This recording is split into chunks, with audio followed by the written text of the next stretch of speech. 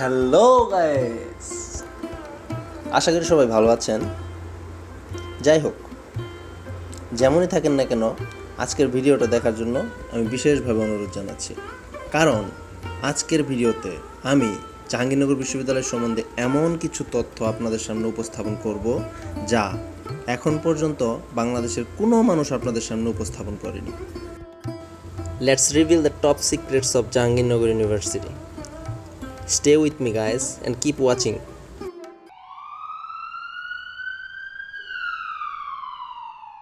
বন্ধুগণ, কেন্দ্রীয় লাইব্রেরির সামনে এই যে মূর্তিটা দেখতে পাচ্ছেন, এই মূর্তিটার অর্থ হচ্ছে আপনি এই লাইব্রেরিতে যখন আসবেন, পড়বেন, আপনাকে শুধু সাকসেসফুলি হইতে হবে, বিফল হওয়া যাবে না।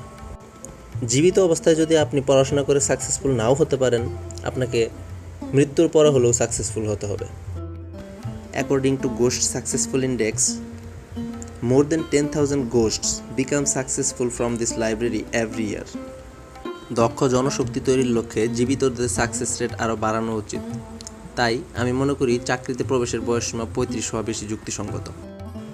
গত বছর ব্রাজিল ও সাইবেরিয়া থেকে আগত কিছু পরিযায়ী পাখির আগমন ঘটে এখানে।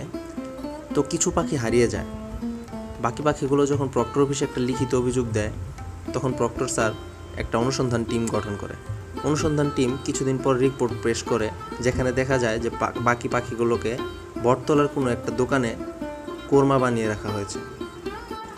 যে কারণে ব্রাজিলিয়ান ও সাইবেরিয়ান পাখি সংগঠন বাংলাদেশে ভ্রমণ নিষেধাজ্ঞা আরোপ করে।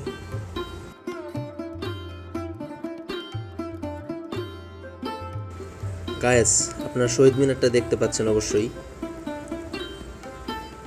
ওই যে বাসটা দেখা যাচ্ছে, তার ঠিক বিপরীত পাশেই যে রাস্তাটা গিয়েছে, সেই রাস্তা দিয়েই কেন্দ্রীয় গ্রন্থাগারে যেতে হয়।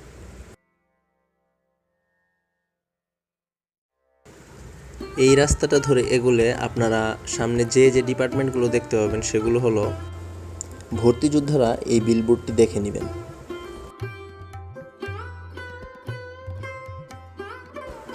বন্ধুগণ, আমরা এখন আছি ফিজিক্স ডিপার্টমেন্টের সামনে। ফিজিক্স ডিপার্টমেন্টে মূলত দুটি কুরাম বিদ্যমান। কুরাম নাম্বার 1 নিউটনীয় কুরাম, কুরাম নাম্বার 2 আইনস্টাইনীয় কুরাম।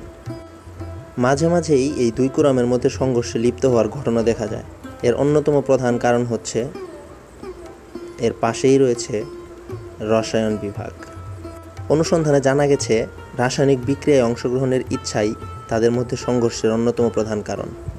পদার্থবিজ্ঞান বিভাগের একটু সামনেই হাতের ডান পাশে একটা চিপাগলি রাস্তা দেখতে পাবেন।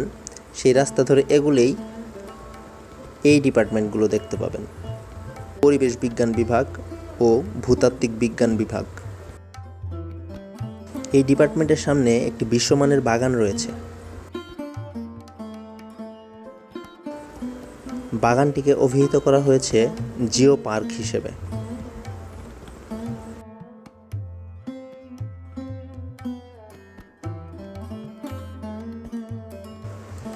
এছাড়াও রয়েছে সূর্যের নিকটতম নক্ষত্র প্রক্সিমা সেন্টিউরির জাইলোন 13X বিটি গ্রহের আবহাওয়ার তথ্য সংগ্রহের জন্য একটি বিশেষ আবহাওয়া স্টেশন।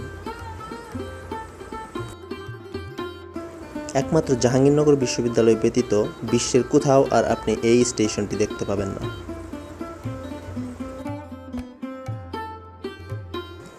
জানা যায় ডিমোস উপগ্রহের বাসিন্দা ক্রিপ্টোস রেকার এই ডিপার্টমেন্টের চেয়ারম্যান হিসেবে 2 বছর দায়িত্ব পালন করেন। অত্যন্ত গর্বের সাথে বলতে চাই, এনভায়রনমেন্টাল সায়েন্স ডিপার্টমেন্টের যে ওয়াটার রিসার্চ সেন্টার রয়েছে, সেখানে আপনাকে পায়ে হেঁটে যেতে হবে না। এখানে মশার পরিমাণ এত বেশি, আপনাকে উড়িয়ে 5 সেকেন্ডের মধ্যে গন্তব্যস্থানে পৌঁছে নিয়ে যাবে।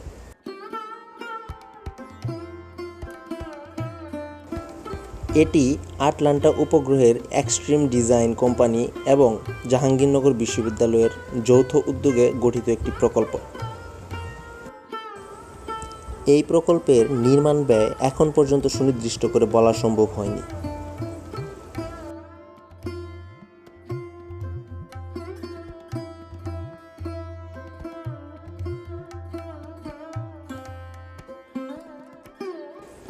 বন্ধুগণ, আমি এখন আছি বঙ্গবন্ধু শেখ মুজিবুর রহমান হলের সামনে।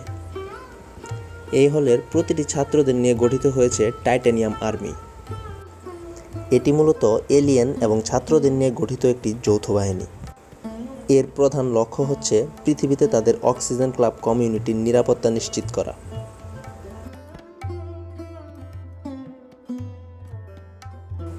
বন্ধুগণ, আমি এখন যে ডিপার্টমেন্টের সামনে দাঁড়িয়ে আছি সেই ডিপার্টমেন্টের প্রত্যেকটা ছাত্রছাত্রী ন্যানো টেকনোলজির সাহায্যে মাইক্রো লেভেলে চলে গিয়েছে, যাদেরকে আর খালি চোখে দেখা যায় না।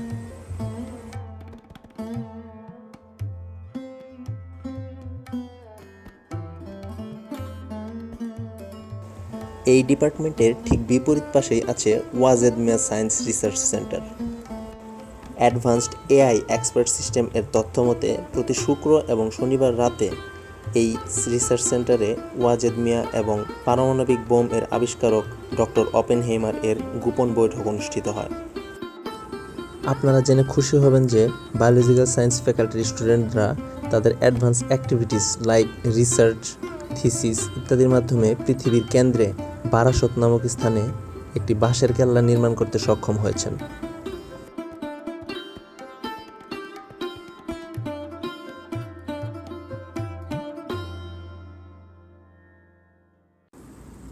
কয়েক মাস আগে শারীরিক শিক্ষা বিভাগের দক্ষিণ পশ্চিম কোণে মঙ্গল গ্রহের এক নারী এলিয়েন এবং শনি গ্রহের এক পুরুষ এলিয়েনকে দেখা গিয়েছিল বলে শোনা যায়।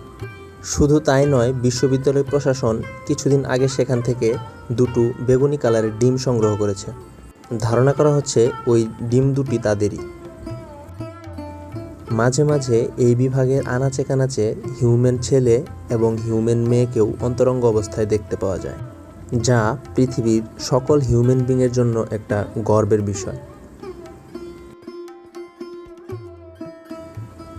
এছাড়াও জাহাঙ্গীরনগর বিশ্ববিদ্যালয়ে আপনারা পাবেন মহাবিশ্বের সবচেয়ে বায়োলজিক্যালি রিচ বোটানিক্যাল গার্ডেন।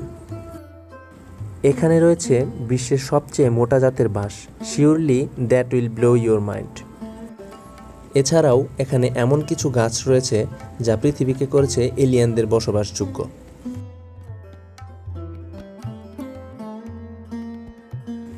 পৃথিবীকে এলিয়েনদের বসবাসযোগ্য করার ক্ষেত্রে নাম না জানা অসংখ্য গাছগুলোর মধ্যে এই গাছগুলো অন্যতম।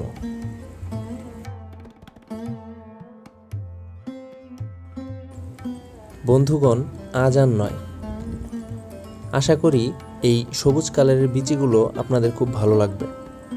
সকলের সুস্থতা ও দীর্ঘায়ু কামনা করে বিদায় নিচ্ছি। ভিডিওটি ভালো লাগলে আমার চ্যানেলটি সাবস্ক্রাইব করবেন। ধন্যবাদ।